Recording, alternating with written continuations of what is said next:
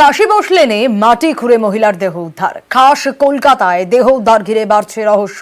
উদ্ধার হওয়া দেহটি ময়নাতদন্তের জন্য পাঠিয়েছে পুলিশ। কাশীবোস লেনের মতো ব্যস্ত এলাকায় কিভাবে মাটির নিচে গেল দেহ, তদন্তে বটতলা থানার পুলিশ।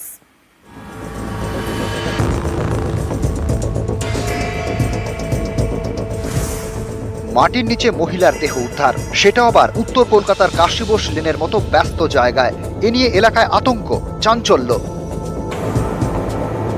ভেতরে একটা মহিলার বডি আছে, হয়তো গেঞ্জি বা নাইটি পরে আছেন। পুড়ে বার করলো, দেখলাম যে হ্যাঁ বাস্তবে মহিলার একটা বডি। এই মিডিল এজ, মানে 40 to 50-র মধ্যে যা দেখে মনে হচ্ছে। শনিবার বিকেলে কাশীবোস লেন এবং বিধান সরণির ক্রসিং এ রাস্তা করে উদ্ধার হয় দেহ।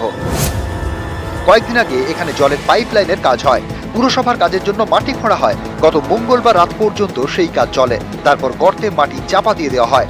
শনিবার সেই জায়গা থেকে দুর্গন্ধ বেরোতে শুরু করে। পুলিশে খবর দেন স্থানীয়রা। মাটি খুঁড়ে মহিলার পচা গলা দেহ উদ্ধার হয়।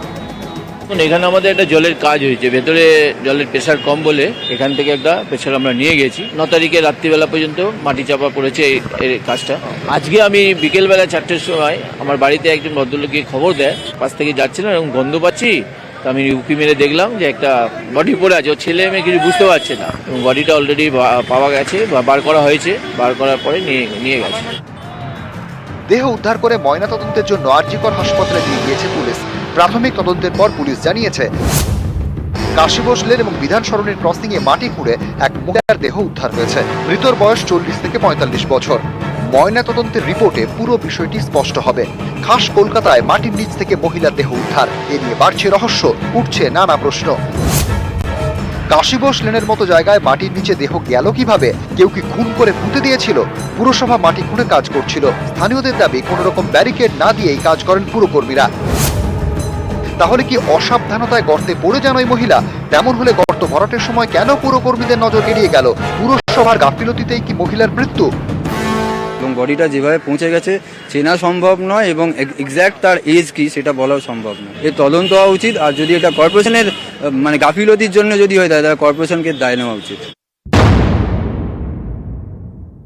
এটা খুব দুর্ভাগ্যজনক এবং প্রশাসনিক দুর্বলতার একটা নিদর্শন। এটা আমি অস্বীকার করব না। এই দুর্বলতার দায়ে পুরো প্রশাসন এড়াতে পারেন, আমরা এড়াতে পারি না। এবং এটা তদন্ত করে দেখা হবে নিশ্চয়ই, যে এর জন্য যারা ওখানে কাজ করেছিলেন তাদের দায়িত্ব, কারা পাইপলাইনে কাজ করেছিলেন এবং কেন প্রপার ফিল আপ হয়নি, এটা পুরোপুরি তদন্ত করা হবে। দেখেছি পুলিশ ইনকোয়ারি করছে কার দেহ কত কেন ওখানে পড়ে আছে, এটার কোনো মিসিং ডায়েরি আছে কিনা এগুলো দেখছে।